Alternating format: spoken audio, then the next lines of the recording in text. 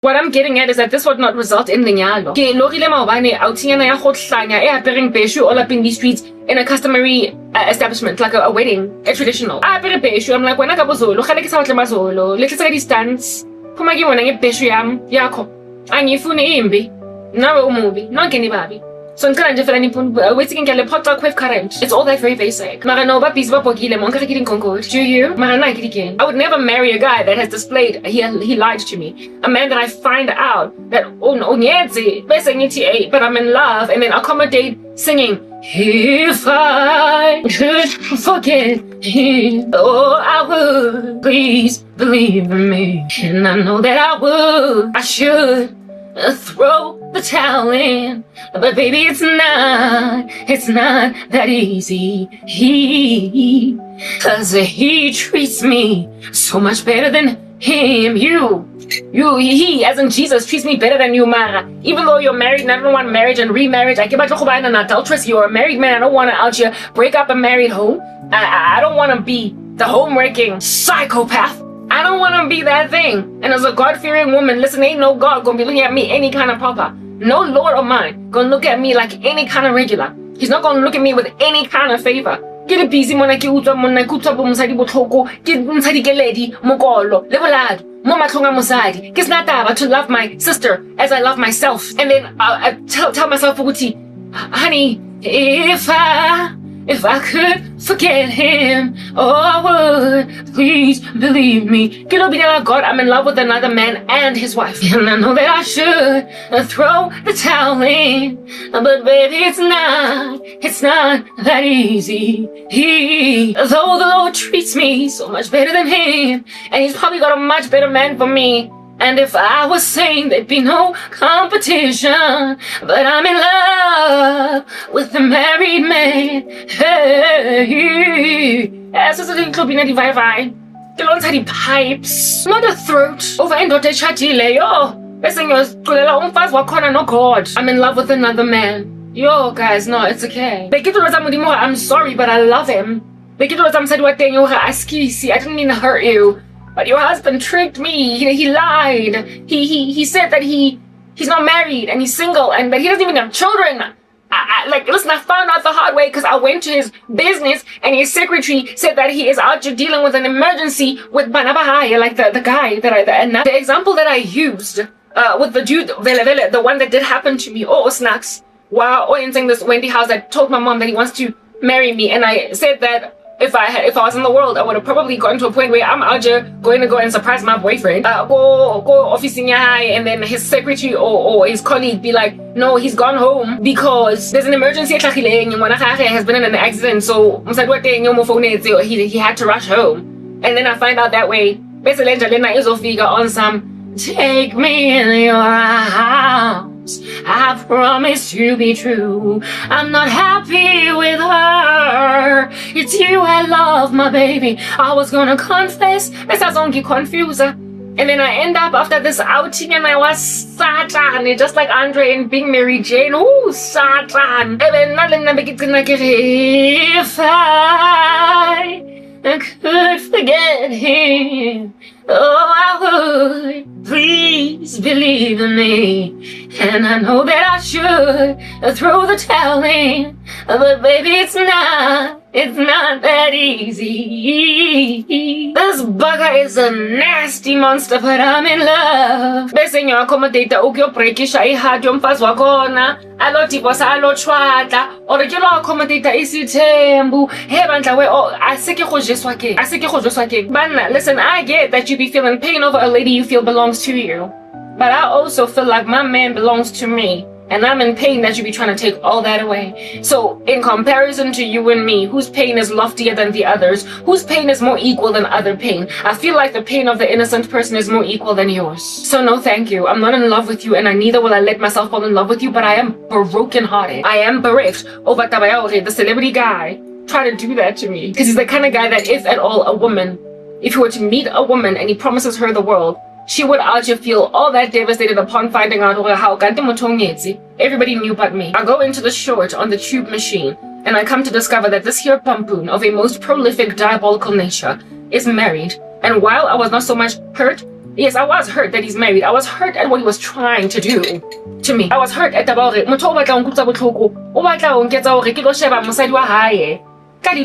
Like, you know, when you love a man, or when you have big feelings for a guy, as indeed you will come to learn as I keep on telling these many stories of mine, when you are to be feeling to do some kind of heavy way, you also be out just stalking the leading lady in his life. You will stalk the woman that he's with, because you will ask yourself you will then imagine as this home-wrecking gnarly beast, and him essentially making her an honest woman, yet you a side piece. Why are you the side piece? Why are you the nobody? Why? Hey, Bachung, you will actually be so insecure that you will stalk his woman and end up feeling like you are just the size of a pipsqueak, a pinky finger, perhaps the fingernail thereon. You will speak things like those. And this guy was trying to make me look at Msadi that I never would have looked at with some kind of funny side eye. That way. On some, oh, it's a cook. Maybe I'm old. She's probably still in her 20s. She's probably maybe in her early 30s. I'm old and I'm cracked up like a whip. I ain't jacking nobody. Mara, before then, I was out here twirling on the floor, drawing hearts and circles, creating heart shapes using petals in the pond at the park where we are out here eating ice cream while some crazy little bugger Onyetse is never mind trying to hurt me but his wife, because I would imagine that these women, I've never been married, but listen, I have been cheated on as Imedi, and the chick always caused me to be out here paging through their profiles to be figuring out what's so important about you that this bugger would not love me. I need to know. Monica so gone, silly old me. Devoted so much time trying to love you, idiot. I nearly lost my mind. I drive past your house every night in an unmarked car, wondering what does she have on me to make you break my heart. You make me feel I'm so gone, so zaga. You make me feel whole, and I loved you, baby. And so daga. Listen, boy, I'm a rowdy chick. Sometimes I have to fight cause my mouth is too big. Shorty, how you handling me like I ain't jack? Treating me like I ain't nothing, then do that stuff. I'ma kick down your door and then smack your chick, just to show you Monica not having it. I'm so in love with you, so I'ma get violent. You treat me so unreal. What she do, I do better. Whoa. Monica, listen, I'm not doing it. Hakitobina so gone. Hakitobina, the boy is mine. The boy is mine. The boy is mine. The boy is mine. The boy is mine. The boy is mine.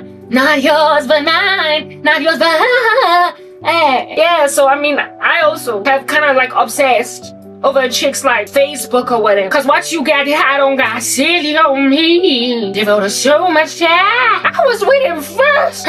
Looking like a lady who I've been in with a pooza face. I loved that guy first. Man, wow, I'm tanda cara. I'm tanda cara. I'm peggy papa. I'm in the little dog. I'm in the little cotton shinny, and I'm like take his paza. I'm in the Russian. I'm in the need to know combo to from scratch and vogan or Yvonne Shaga.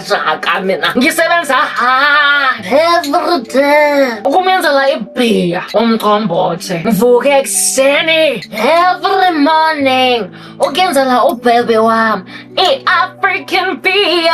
Lo mandla mini lona ngomenza lo mqombothi angishiyela umuntu umfazi omncane kanjani. Lo mntwana ungumntwana wangishiya ngepapa yami ngiyenzela lona ne-Russian nekoda mengiyenza wangishiya ngayo ngimyenzela ikoda ngimenza umqombothi wangiphozisa wona. That's why namhlanje ngila nawe kwishibhini ngixoxela le story kodwa le ndoda ngayithanda ngamnikeza abantwana. Namhlanje abantwana bakhona basangifonele bathi mina bathi ngikwamele ngiye ko bathi ngidakwa bakhathelele, kodwa bazi ukuthi mina ngiyaphuza kanje ngokuba kwakhona ngivuka everyday ngimenza lo mqombothi ngagcina mina though mengingaphuzi nebhodwa mengingaphuzi ngaphuza lo mqombothi wakhona mengemenzela cause ngizokhopha kanjani no shem lo bhodlona. Listen, you will put a pooza face on a lady. Usebenza everyday ukhweza mqombothi yagcina awunwele even though she didn't drink because she was trying to honor her man working hard every day to make you be Listen, you're mad. You're crazy. You might try to make me grow on YouTube like a tortoise going nowhere. Mara ntotse ke di buang ke tsona tse tlo causang the kind of revolution that will ultimately set everybody free. Because why are people giving this kind of awareness on a rooftop, growing one subscriber in every 6 months? Why do they upload hundreds of shorts and long form content that is very compelling and nobody views them? They be out here dragging themselves to the mud like a snail. Type of stuff that actually be causing a woman that don't touch akabuthenti utshwala angikutheli. Begcina ngiphuza umqombothi ongukenzele wona. Kitagcina kenwa best friend the dog. Ukitsuba best friend so kinwa zorba cause I'm too broke now. I've been taken back to go high. Akunachelete mara ke letawa now cause listen, I gotta drink to cope. Cause indoda yami entse ke le busy ke etsa tsa motor ke thudile na recipe ya di croissant. My French ba re ke croissant. Ebeleng my French a tswa mo tea. Ba re croissant. Ke ithutile ho etsa half pastry. Yo, ka mo bakela di pie ntsha. Ka mo bakela di croissant tsa my French. Ka mo bakela di blueberry pecan pie. Abuti a re boom a tsama. Le nyatsi e nngwe nang le 12. Yo, ka qena ke biri ya hae ka tshwatla le botlolo pa tima le tlapa ka enwa biri ya la ne ke sa batlo lo nyala mononwang biri ke monyetso ba nna ne ke tlhokopegile ke tsitse go tla fola bojwale jwanong bona nna se ke nwa biri ya hone ke tla iketsa indoda ephuza yone phuza face futhi gosh don't wanna phuza face wanwa out here he's like my dad he's a freaking tank. This millionaire guy. Obatla ngonyala kankani. Musuto wabhesh. Ngizokenza ngephuza face mubi. Nama go to kodwa uyajima namhlanje ngoba uyaphuza ule. Kogcina ke nole biri ha na epatila rena o tlogetse bojwala. Angpina dipina before nyala. A re ke lahlile botsotsi. Le kereke ke ya ike. Abuti ke ampinela dipela. Dipina ka mo believe. Jwanong bona ke nna ka answer ya teng. Ke tla iketsang ke a copa ka segwa ga thwe ke self medicating. Ke tla etsang nna other than kopana nka re sofa slahlane bomba bestele answer enana. But wami uzongiphuzisa though mina angikutheli. Kodwa yena ukuthela to a point where he's got a phuza face ebonakalayo, but he's gonna claim that he turned a leaf cause yena ulahlile butsotsi. Sho le kereke uyaitsena. Ulahlile bobanzola. Hey, abuta re na hlahle botsotsi bobanzola. Ulahlile bopantiti. O lo kena kerekeng a batlo nyala karabo. Ka AIDS. Yeah, cause you're sick. Is that basic? That's why I get a black man. I listen, I don't have experience with your recognition that you're hurting a lady. Because what about that's gone through hell on earth and give her an STD. STDs, listen, plural. Mankata lapo. Bese, nyofitli utwala lwe. Though niyaphuza, you are gonna claim manphuza. Though you don't love God, you're gonna claim you love Jesus. And then though you are married, you're gonna claim you've never been married. And then surprise me when I find out about your wife and many kids. Bese uti, I love you. By then, I've already fallen head over heels in love and I'm out here accommodating a wedding proposal from Njangana fella is swabile. I'm not gonna be tricked. I'm not going to be taken up by nonsense. Mara, this thing, and I ain't at the little moral. Here's the reason why I haven't even sung my music. When I get galang bonang, say 521 who's saying Mara, I can't get to la pili. There was a coherence to this conversation. A revolution is coming. The stuff that I'm speaking about is going to, just like in Iran, spark a revolution that one day people are going to open their eyes and realize this is it. It's actually happening. It's actually happening. Though nobody saw it coming, it must come because indeed, in order for the world to end, certain things, structures need to be in place. And our countries looking the way that they are today cannot bring forth the end of the world as we read it in the book of Revelation, the book of Daniel, and across the scriptures all across, like proper Isaiah, Zechariah, etc. It cannot come to the land of unwalled villages. Ezekiel. They cannot happen. So that which we didn't fathom would happen in our lifetime is happening. Just like my grandmother didn't fathom in her lifetime that apartheid would end, and yet it did in just mere years from the very date that she said that this thing here, Eugene, and then listen, New South Africa, okay? Welcome, South Africa with our black president. Remember that? Yeah, alright. Well, the day's gonna come when you out here, listen, gazing with every carefulness in your eye at the fall of the ANC within your lifetime. Let's not expect how it's gonna happen. The fall of the whole entire South African parliament, never mind just the ANC, the essential entire political structure of this country. They're gonna so fall flat with all this disappointment that people are gonna uproot them and start from scratch, y'all. I told you, this whole government, that as you see it today, whoever is a leader, listen, it doesn't matter what party, especially ANC, they're not gonna be around in the future. A whole entire flip like a pancake on a pan. Flipping from one side to the other. That's how this country is going to be flipped by Gen Zs. Gen Zs are going to riot until not even Julius Malema is going to be able to do anything about fixing the country. Anyone that is a politician today is highly unlikely in the next 20 years in this country, and I'm saying 20 as a modest estimate because it's likely even 10, are not going to be able to lead in the future because they will all wholesale disappoint. And people are going to, Gen Zs are going to be exhausted enough with a loss of a nation, a decent to live in, that they're going to, I told you guys that I've had a dream where there was barbed wire around the union buildings, riotous crowds outside, barbed wire fencing, outside, out here, trying to break it down, trying to get in.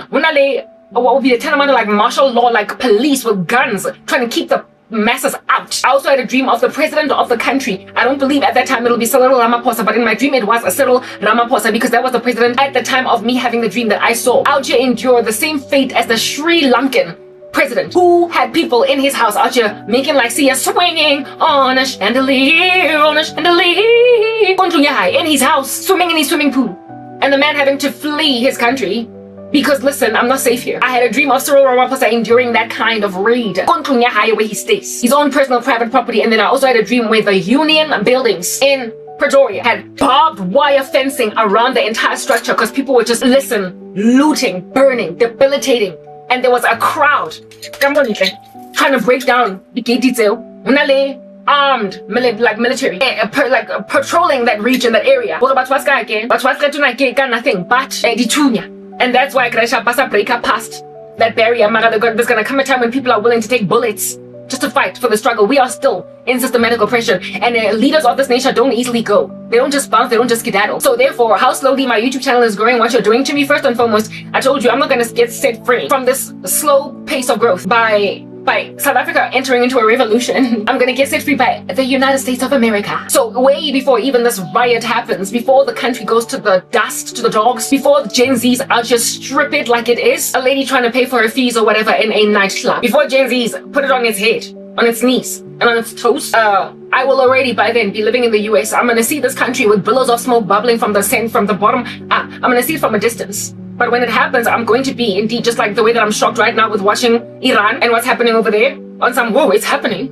It's happening. Though I will have been shocked, but by then I'll be far, just as I'm far from Iran today. Yeah. So way before this revolution breaks out, I will already be gone, meaning that there's going to be an investigation on a syndicate in this country that is going to expose more corruption, that's going to cause more anger on the ground. And this corruption is going to be aired more by American media. I spoke that in my video, more than it will be covered by South African media, because South African media is going to be embarrassing as it's being run by the ANC, and people are going to have independent news coming indeed from places like YouTube and be so mad, so not that they're ultimately going to uproot the country. No one is going to be trusted as a politician in this country. Listen, no one. And what the Gen Zs are going to do to this country is going to make your FMCGs have no food on the shelves. The war is going to make your lives essentially uninhabitable. You are facing a most cataclysmic, it's like a violent, revolution, uprising, civil war that's going to leave your nation unrecognizable. And there's going to come a time when these rioters in the street are going to be bold enough even to go to wherever our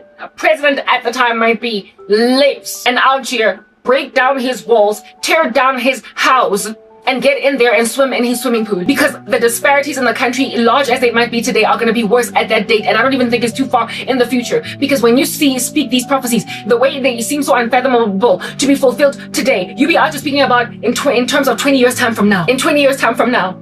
But it can't be in 20 years time from now, because I told you that it's going to be the Gen Alphas that rebuilt the country and the Gen Zs that will riot. And Gen Zs only have a certain season of time within which to be who they are. The youth of the land that is mad. It's soon. And I can't tell you when. And I wouldn't be surprised if it would be within the next 10 years, because listen to this. Who is this? All these regimes that are corrupt, that are being out just shown up by the US, for instance, Venezuela. Is our president not standing with them? Look at how Cyril Ramaphosa is out here trying to support Ayatollah Khamenei in the center of this revolution in Iran. Who do you stand with? All the wrong people. And look at what the Iranian regime is. Look at what it is. Just gaze at the Iranian regime with all of the carefulness in your bones. They're this entirely despotic, supercalifragilisticexpialidocious, controlling, like, ridiculous thing that is like draconian in enforcing its minority sentiment on the majority. Because I found out that only 30% of people in Iran call themselves Muslim. So all the Sharia law, for what? The majority of the country is not even that thing. And that is exactly what's happening in this country. The majority of the country does not allege to African spirituality and whatever it is that ancestral worship is doing and whatever the ANC is doing, whatever is this alternative reality. We all call ourselves a Christian nation. If you do a census on banking applications anywhere and you ask people what is your religious affiliation, the grand majority of South Africans are going to come up either Christian or Catholic. While there will be some who are irreligious, and then there will be Muslims and Hindus, etc. But the grand majority call themselves Christians. So a country that calls itself Christian, why under heaven are we being subjugated to the tyranny, for crying out loud, of customary laws and of South Africa's anti-Semitism, though the nation on the ground doesn't feel that way? Essentially, a regime is imposing its minority sentiment on the majority of people on the ground. And that's exactly the whole status quo going on in Iran right now. As a result of Iranian indiscretion, what you need to understand as well is that Iranians don't even have, what sparked this here revolution was something that, of course, it's been brewing up over years, over very many issues, but it's d'abord, they're not even getting food and water properly now. Inflation is through the roof. The common man on the ground is not able to get theirs. Do you understand? And that is exactly what's happening in South Africa. We are the most unequal country in the world right now. And the common man on the street, the majority of people in this land, of which are black, are just poverty-stricken. And then there are all these ritualists that are being peddled and pushed and being given favor. Yesterday, I briefly gazed upon the story of DJ Waras because I'm so bereaved by the sorrow on the ground in this crazy country that I don't want to listen to news at depth because then I don't want to be grieved and so therefore find myself in a bunch and a knot. So I didn't follow story like DJ Waras too much, but I allowed my shaky finger to click on a video out here, seeing as there were these two like murdered ladies that were killed, and I was curious about their story, listened to it, and so other crime stories out here presented themselves to me, and then I watched a short video basically explaining why DJ Waras likely was killed, and my speculations were correct. He was trying to eradicate corruption in that downtown Johannesburg region with all of these tycoons, these powerful men out here collecting rent from people living. Guys, I cried.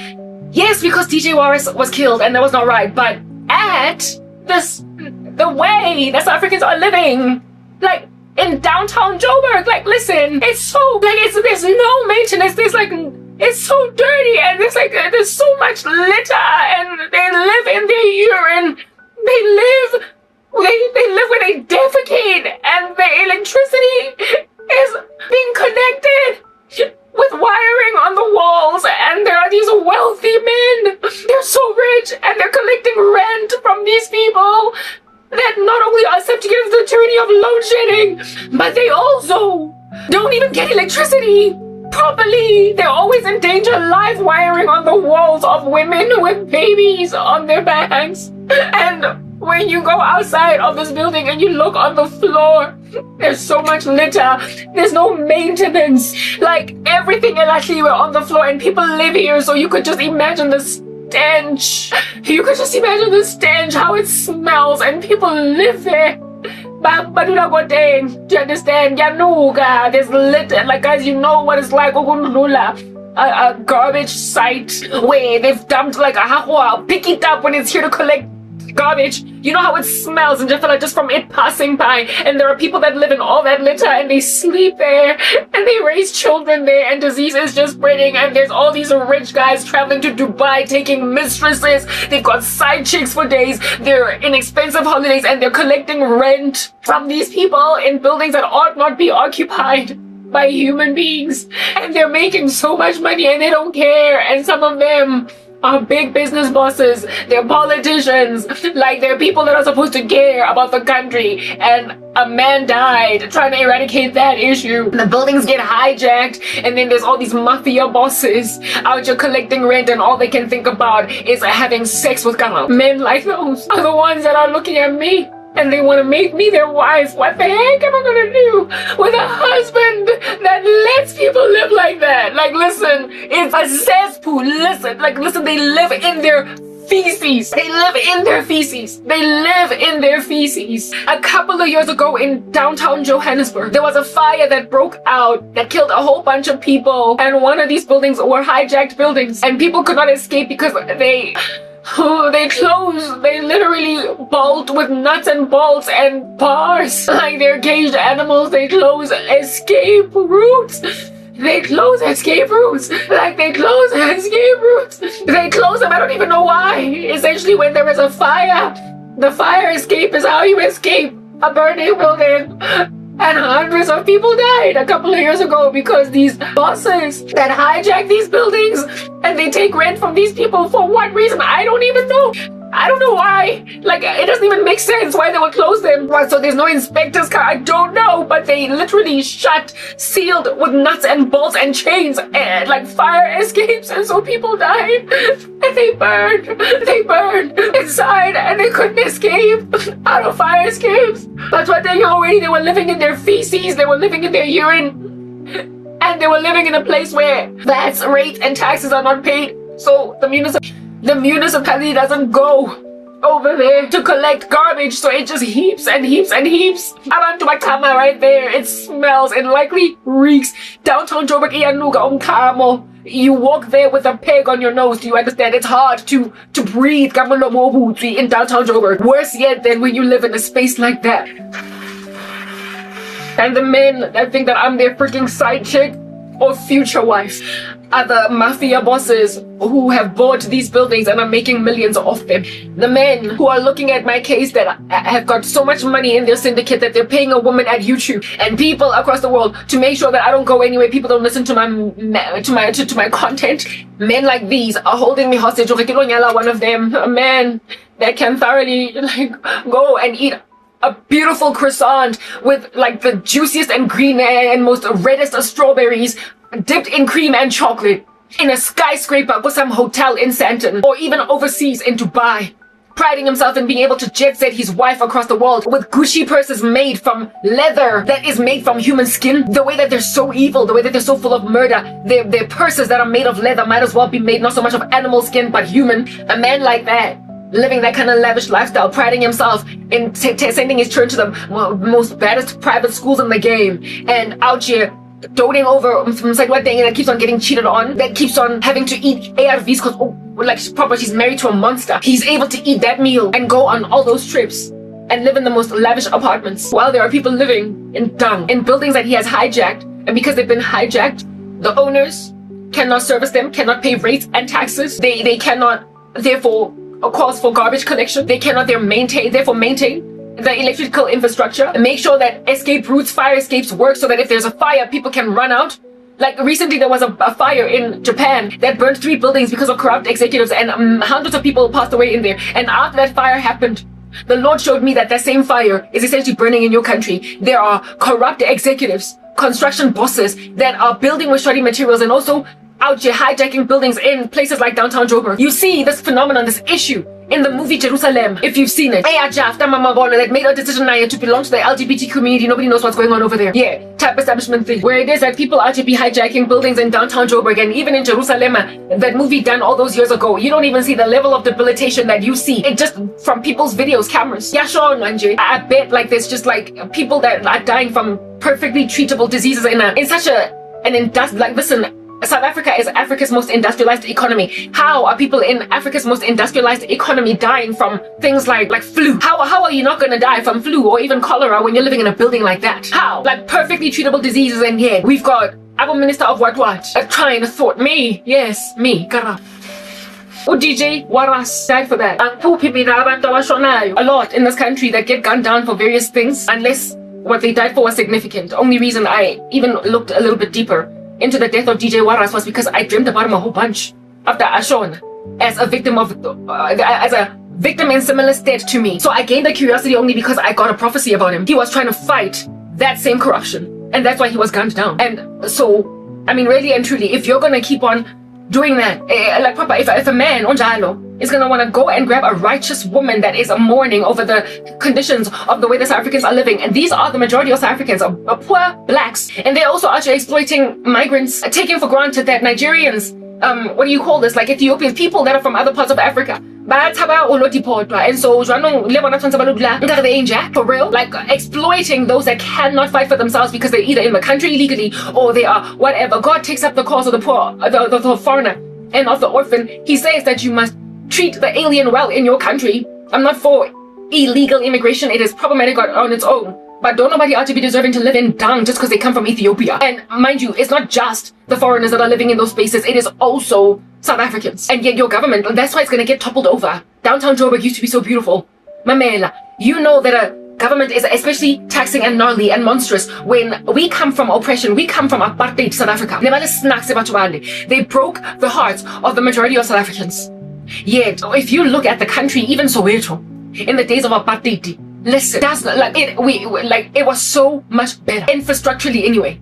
Infrastructurally, our streets were not as dirty. In the center of all of those riots, in the center of all that poverty, in the center of all that lack of electricity, there was nonetheless a much better maintenance by a government that hated blacks, Indians, and coloreds. So when you do worse than a monster, when you do worse than Hitler in Germany, like the other day I came to find out that Germany only 5% of people over there attend church. I'm like, you're still being judged for the errors of the Holocaust. That's why you're struggling to out here revolutionize. That's why you're struggling to out here indeed enjoy a proper reformation. It's because you sat back, did nothing. You stood aloof when Hitler, you were like Edom over Israel in the days that prophesied by the prophet Obadiah. You stand aloof when your brothers are being killed. So fine, the Lord will then eliminate you from the face of the earth, won't he? Still to this day, Germany is being judged. Because why are only 5% in a Western nation of people attending church on Sunday? And even then, they're busy out here SWAT team, beating up pastors, breaking down their houses on a false charge of possession of a gun that has already been proven a lie. And then you go and you break down a pastor's house, beat him up, and when he cries out to Jesus, you say, Jesus is not coming. A pastor in Germany was arrested. I watched this story on CBN News. And this pastor and his congregation were persecuted and abused in a country where only 5% of people attend church. I would have imagined by now that after all these years following the Holocaust, that Germany would be a nation that is Christian and reformed after Hitler. But you know that God is like his judgment just lingers generations into the future. When after the Holocaust ends and you were that aloof to his people, the Jews, you still are struggling to spark up, defibrillate as with IN your country to Christ. 5% of people in Germany attend church, and so therefore, what are the statistics of the church in totality? Likely less. Yeah, it's entirely pagan now, Germany, because of what they did to the Jews and being aloof and standoffish against the Jews. Honako the Holocaust. Well, South Africa today, you are aloof and standoffish, never mind to my cause, but to the cause of poor people in this country. That's why, Gary, only your children, essentially Gen Alpha, are going to be able to rebuild this nation because they're the only ones that are going to cry out to the Lord. Like Germany, all those years down the line after the Holocaust ends, when people are in their graves. That's why I say that I likely will be dead when I finally see Gen Alphas rebuilding the country, but I will certainly see Gen Zs tear it down just from rioting. You will only much later see some kind of reformation because God will judge a generation that lingers, the generation that is still alive in the time of a tyranny will not see recovery to him, but their children might rebuild it. Germany is only got 5% of people attending churches today because God is still out here picking a controversy and fulfilling a judgment on all of Germany for Hitler's errors, because there are still some Holocaust survivors that are alive today, evidencing that their generation is still alive today. That is why Germany is still so essentially largely pagan. It's still so secular. It is still yet to be revolutionized, revived, essentially, but for only a remnant. And even then, that pastor that has a big church that was beaten up and hurt in his own house, broken down, his house torn down for over a false charge. The way that they just could not help but hammer down on this man. He is from, the pastor is from, I believe he's from Germany. The pastor is from Germany, moved to, no, this is in Germany. The pastor is from another country and he preaches in Russian and I think he's Ukrainian and Russian. Listen, I stand corrected as to the facts, but he is a man that is of a different nationality, having moved to Germany and started a church. So essentially, if that man did not emigrate or migrate to Germany, that church wouldn't even exist. Saying that Germans themselves are not starting churches. People got to move to their countries to revive them. They got to move to their nation to revive them. And herein lies this foreign pastor in Germany preaching in German and in Russian. I believe he's from Russia. Thank you. I think he's from Russia and his sermons are preached in German and Russian.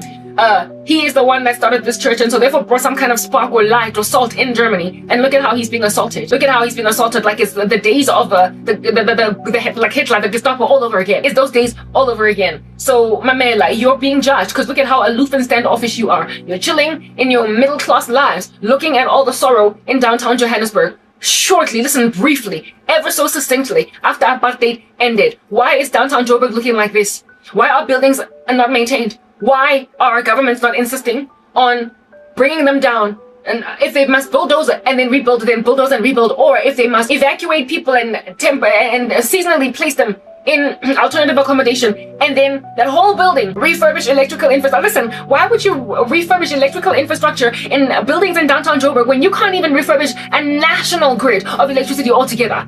Listen, you are not going to get to a building that is full of sewage in downtown Joburg where human beings live when you can't even give us electricity in a country at large. That's your government. You're still under systematic oppression. They're lining pockets of wealthy politicians, and some of these businessmen and politicians thoroughly think I'm either a side piece, a second wife, a polygamist, or whatever, or even a wife at all. That has no regard to undo the straps of the yoke, loose the bonds of wickedness, have no regard for God, have no care for citizens on the ground, to a point of letting women with babies, out here living in a building infested with urine.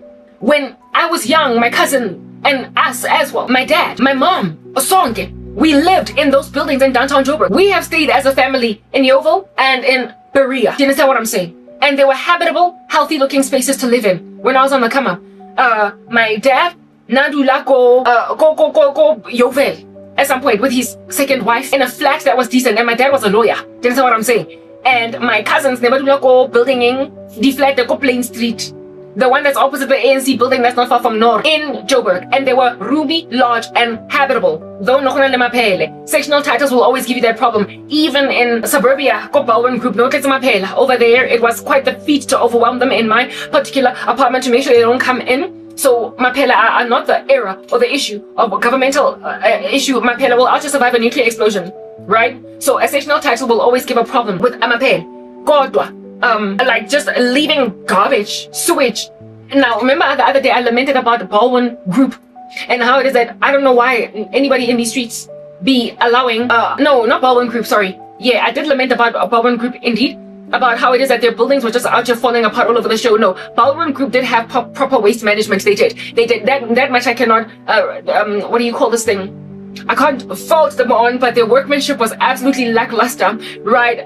The property that I stayed in rather was I think I'm mixing them, all these places I've stayed in this season.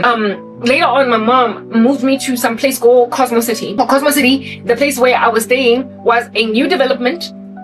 It was new development, like proper. Nobody had ever lived in the particular apartment that they made me and my dad stay in. So it was clean, thankfully. The walls were clean. There was not too much debilitation. New as that development was called Cosmo City of which is, you would know, not far from Bel Air, not far from North Riding, not far from essentially Lani suburbs that actually would not be having any of these issues. So in South Africa, you have such disparities with income that you'll be finding right next door to Deep Sloot, all of these like absolutely elaborate estates in Maldistrift, just the income disparity. You'll be seeing it with Alex and Santon. They're kissing each other. And Cosmo City was a similar thing. Cosmo City being a new Kasi, a new development, however, within almost suburbia, it's like Naturina that way. Type thing. Yeah, you would imagine that it would be maintained, largely scone and clean, the streets looking good because it was a new establishment for black people that were largely still struggling but wanting to be close to suburbia, the side, in order that they might work over my MTN, live on my whatnot. It would have been a decent establishment for black folk to live in. Except, listen, because it was in a black community, which is what the ANC does, they ignore black communities. And even in white neighborhoods, they're starting to feel it now because do they not have, in white neighborhoods, they feel it now because do they not have potholes? Is he yawning in the inroads while their highways strangely are free of potholes, evidencing that they've got sufficient raw materials to make roads that don't get potholes? Because why are there no potholes on highways? I get it, you're trying to eradicate multi-vehicle car pileups on a fast-paced road that has no robots. So there you build proper roads. But everywhere else, listen, how in the world does it make any kind of sense to out your off-ramp of I'm talking hand straight on because I'm out just still living in the days of apartheid anyway. What is it called now? I'll call it hand straight on Okay, it's not Mali. Yes, it's Malibongwe, but what I'm getting, woo, N1 highway. Hey, yo, sisters, N1 highway. If you off ramp off the N1 highway, Malibongwe, you're not any hand straight. I get it. When you get off, how does it make any kind of sense at all? When you get off the N1 highway, off ramp, off a highway that ain't got no potholes, and then once you're on Bayos Nadia, listen, you out here, it's a bomb bear ride, it's a jungle, you're on safari, listen, in a jungle, the mighty jungle, the lion rose today, cause you out here making like a safari ride, you gotta be real slow, cause it's a bomb bear ride, and on Bayos, you can't drive at your leisure on Bayos, cause there's these like, canyonic potholes, and they just won't stop popping up all over the show. So, what happened in the building of your, in the maintenance of Bayos Nadia versus the maintenance of our highways, which have been around since the days of apartheid? We will admit that much. So, if at all the same N1 highway was around in the days of apartheid, and so too was Bayos Nadia around in the days of apartheid, it says that the same roads that are tarred have been tarred since that time, but maintenance is different, isn't it? Because whatever is maintaining the highways ain't getting potholes, but the inroads where there's robots, because they take for granted that people are to be slowing down when they're there, that they can build with substandard materials, those particular roads. And these men are given enough money to build the same kind of sturdy road as the highway, and yet they are building substandard roads on off-ramps. And Bayos Nadia, you're not Malibongwe Atenye, Hans Dredom, William Nicol, they're suburbia, they're gentrified neighborhoods, diversified, that were previously white. And so therefore, even other demographics other than blacks are starting to feel the corruption of our government, but largely it is felt in the Gassies, where there is still systematic oppression, where load shedding and with them, they endure even all day long type load shedding, or all week long, or all month long, or there are some who have gone without electricity for months. There was a domestic worker on thing. I spoke about this in one of my other videos, and this lady, Unadula go Val, and go Val Modulang thing. And when I asked her, how do you charge your phone? She was like, I got one of the guys from the neighborhood. When I asked her, how do you charge your phones? She was like, yeah, one of the guys in the Gassi over here. Yeah, well, in black neighborhoods, like when I go to Val, where my former domestic worker, I went a corner. Yeah, I couldn't Gassi at all, to a point where they are back to the days now of pre-electricity, where or within a day or two. I couldn't have refrigeration, though they've got fridges. Aguna microwaving, though they've got microwaves. They've essentially got electrical infrastructure built in terms of their actual structure built. It's not fed by the power grid. So they don't even bother. Again, radio battery. Like, we're back again in the days of like apartheid, where you be out listening to radio. No more TV. Netflix for what, for who? When under heaven are you ever going to get Wi-Fi in neighborhoods like those? I need Jeleni, guys. And not for the Antichrist system to indeed take. There must be a revolution that is going to fix the country.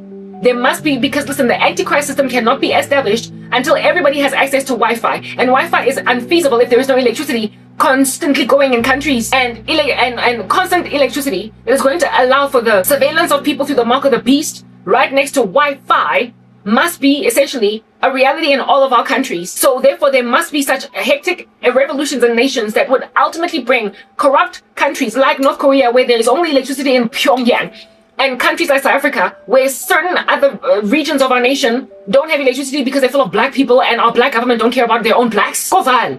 For them to take the mark of the beast, I'm not saying they must take it, but I'm saying the Bible prophecy says a whole chunk of them will. They need not only electricity but Wi-Fi. So whatever it is that are their qualms today, they've got to get over them. There's got to be something that fixes it. So when I say that the ANC needs to uproot, Bible prophecy can't be fulfilled unless it gets uprooted, because the country has got to be refurbished, fixed, revitalized, eradicated. Essentially, the Gen Alphas have to succeed to rebuild the land until there is 24-hour electricity in Val, until there is 24-hour Wi-Fi in Val. It has to happen. But nonetheless, what I'm trying to highlight right now is that we're not going to Val, get a black neighborhood. And we all know how when load shedding started, it afflicted Soweto first. It afflicted Guguletu first. It was black neighborhoods that they harassed, and then when they could not fix the roboto, maintain infrastructure because they were lining their pockets, it's not like the government of the country was not wealthy enough. As soon as South Africa overcame apartheid, we had so much international investment in the land because of recovering from apartheid that we ought to have had the baddest infrastructure. We know that as a nation, we were blessed with great investment because of, look at what we did after winning the 2010 World Cup bid. Look at what we did after winning the 2010 World Cup bid. re thabile hure a se ke go aga Gautrain keng a se ke go aga Soccer City keng listen, we showed that in a very short space of time we can rebuild national infrastructure and make it very beautiful and seemly to tourists. We showed that we've got it in us. We've got the power like we're Bruce Almighty. We showed that we have got the power in us to quickly fix a city. We did. Over, I don't know how many years it took since the bid of the world. I believe it tends to be like 2 seasons prior, so I believe 8 or 10 years, right? We had 10 years to make the country safe to basically World Cup friendly. We had 10 years after winning the bid, and in 10 years we done built the Gautrain to a feasible place. We done in 10 years. You know the infrastructural development that happened around Soweto. Soweto. Mara, I mean, World Cup, is that not where Mandela stayed? Did you not refurbish, revitalize Vilakazi Street? You fix streets. Oh, come on, the south of Joburg, right? In that area, Mokhonale FNP Stadium, they built so many roads, and listen, they connect Killer Road. They all used to be only one way to get off Killer Road and into the Burbia, this side. And now there's like multiple routes that you can use to essentially exit Soweto because of 2010. Yes, hallelujah. Oh God, usnikeza a World Cup. And so therefore, therefore, it's not necessary to keep Soweto in the dark for this long. It's not necessary. Why go Dobsonville? When people are coming in on that dark road, Dobsonville Road, I call it dark because it's been dark all these days. I've never known it to have lights. I've never known it to have electricity. I've never known it to have street lights. I've never known that street to be any kind of habitable. It's hard to drive. If at all you could build all that road infrastructure in preparation for the World Cup in just 10 years to prepare for it. Why listen aka properly called Dobsonville? Why since it must not Mantu? Why not Mantu? Sorry, Mara. The trata sense that have street lamps and the Roboto World Cup where they're not all working. Hey, World Cup, there was barely any load shedding. So you were able to satiate global communities out visiting our country only for a season during the World Cup. After that, you just go back to the drawing board to being nasty. So when it comes a time for our country to be made to look good because we won the World Cup, you be a responsible government. But after that, you be a crazy one. You be a crazy one. And then, listen, the one that gets to me, the baddest and the mostest is the rather than fix, never mind electrical infrastructure, but precisely because of the fact that sometimes it goes Soweto for so many hours that it causes a chock-a-block. It causes a chock-a-block in the sense here. Bigger weekend or whatever. So combination of not wanting to put up proper electrical infrastructure, never mind that. First of all, proper electrical infrastructure is your first issue, and then the second issue is maintenance of things like the robot or moto a chase robot ka koloi taba ga le batlintle fela on ntse le di lukisa put it back together again, and hape le di checker, le di monitor from your little monitoring offices where you are to be checking robots and how they're functioning and what have you. For those of you that don't know what the robots are, traffic lights, okay, all the stuff, because you don't want to have to maintain the robots that go Soweto. When then Outsurance offered its wonderful services to put its pointsmen out, you realize that pointsmen work when robots don't work because we've got a load shedding issue. So how about we just go on right ahead and grab voluntary services of a company within its corporate responsibility like Outsurance? How about we go and we grab Outsurance's generosity to the country and just make it a mock-up, a model of how to basically handle streets in villages or neighborhoods where we don't care for the people because they're black, and just put automated Outsurance pointsmen or the permanent Outsurance pointsmen in the persons of yield signs where there used to be robots. We all know what happens when there's a power cut at a robot and there are pointsmen over there helping traffic flow faster. It does flow faster than if there were no pointsmen and people were doing yielding and a what do you call this, like 4.2, what do you call that thing that stop go. It's because we're gonna call it stop go, okay? How on social media stop go? It's slower than pointsmen. They're better. They essentially make it flow faster, but it certainly does not flow as fast as robots because pointsmen they be out making you hang out go much longer than you would. Because when they just linger. Get regulator or something that's going in the ear, but they're not as fast as robots, okay? They're not as fast as robots, so they will frustrate you, they will cause traffic, but when they're there, they're much better than when they're not there. So they figured that, okay, so if policemen work, we're going to go and grab a generous company's offer to our streets thanks to load shedding, and we're going to use their model to essentially stop having to pay. It's cheaper that way. We're going to line our pockets. We're going to get fat on taxpayer money instead of maintaining robot infrastructure. So what they did, go Soweto, in the most busiest, most jugular vein of Soweto, like the most baddest street in the game, go Soweto, Old Porch. They made a decision, Zinjalezi. Okay, fine, Chris Hani Paragwana, now is already named because, listen, I ain't got no qualms with Chris Hani, but you get my point. People are going to rename streets in accordance to the new revolutionaries. So even Chris Hani might find himself being eliminated altogether from that honor. All the people who died in apartheid did not get an opportunity to be corrupt. I was Steve Biko, so I was Chris Hani. Man, the ones that lived through it, the ones that are appealing to make it to the other side. Woo! Deboard you. So I ain't picking no qualms with Chris Hani or even Steve Biko. But I don't even know what would have happened with Steve Biko if the guy lived to be a politician today. He might just be like another Mandela, another Zuma, I don't know. Because all of them appear to have gone super awry on us, even though they lifted us from out of apartheid. They peeled us off, ingati. It's a skin graft or whatever. Anyway, hey, Bachung, go Chris Hani Paragwana, or go Chris Hani Street, Old Porch, da, Mokunang de Togoza Park and whatnot, Mamelang, Babe di Roboto. Sing the roboto, but the roboto, go starting to interchangeang Dobsonville Road, Leona Old Porch. So essentially, it is right next to Old Porch being a jugular. That is a jugular on a jugular. Dobsonville Road is yet another busy road. They go and they grab the biggest and baddest intersection in Soweto and they put yield signs. As in Njele roundabout. Horibaska king a robot. But was the robot to Babea roundabout. My aunt lives there, go Lamini, come no sighting Lily. Well, the first time I saw it, I was shocked out of my crazy brain. But another little bit the yield sign in the roundabout, little cause assurance points, man, yeah, yields. Because, like, listen, those yield signs are a tantamount of permanent fixture of an assurance pointsman. In other words, though assurance pointsman cause traffic to travel slower, nonetheless, it's faster than when robots are just like flashing and people are having to do stop and go, stop and go.